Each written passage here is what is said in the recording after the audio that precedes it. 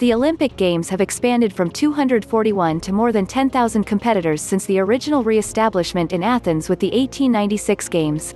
Dozens of additions and changes have been made in the Olympic program since 1896, with almost 100 events being added since 1980 alone. Although enthusiasts of many activities hope to see their avocations become Olympic sports, only a few receive one of the coveted slots in the Olympic program. The first step in the process of becoming an Olympic sport is recognition as a sport from the International Olympic Committee (IOC). The IOC requires that the activity have administration by an international non-governmental organization that oversees at least one sport. Once a sport is recognized, it then moves to International Sports Federation (IF) status. At that point, the international organization administering the sport must enforce the Olympic Movement Anti-Doping Code, including conducting effective out-of-competition tests on the sport's competitors while maintaining rules set forth by the Olympic Charter. A sport may gain IOC recognition but not become a competing event at the Olympic Games. Bowling and chess are recognized sports, but they do not compete at the Games. To become a part of the Games, the sports must apply for admittance by filing a petition establishing its criteria of eligibility to the IOC. The IOC may then admit an activity into the Olympic program in one of three different ways: as a sport, as a discipline, which is a branch of a sport, or as an event, which is a competition within a discipline. For instance, triathlon was admitted as a sport, debuting at the 2000 Games in Sydney.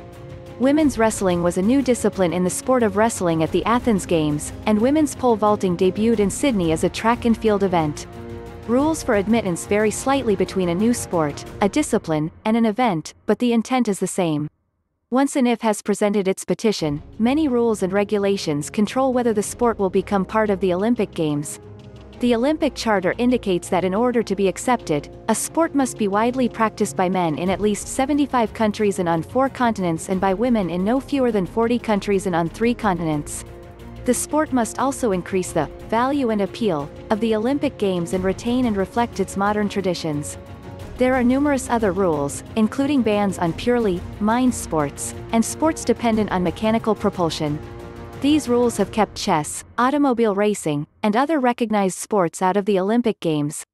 In recent years, the IOC has worked to manage the scope of the Olympics by permitting new sports only in conjunction with the simultaneous discontinuation of others.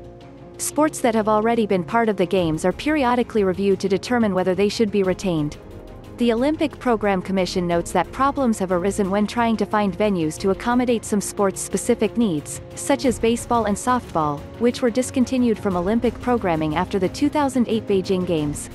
When choosing sports to include in the program, the IOC must take into consideration media and public interest, since these are a key drive behind the Olympic Games, but must simultaneously manage costs. While a number of events have been added to the Games since their resumption in 1896, a good number have been sidelined. Tug-of-war, for example, was once a respected Olympic sport. Cricket, lacrosse, polo, power boating, rackets, rink hockey, roque, and water skiing were all once part of the Olympic Games but have been discontinued over the years.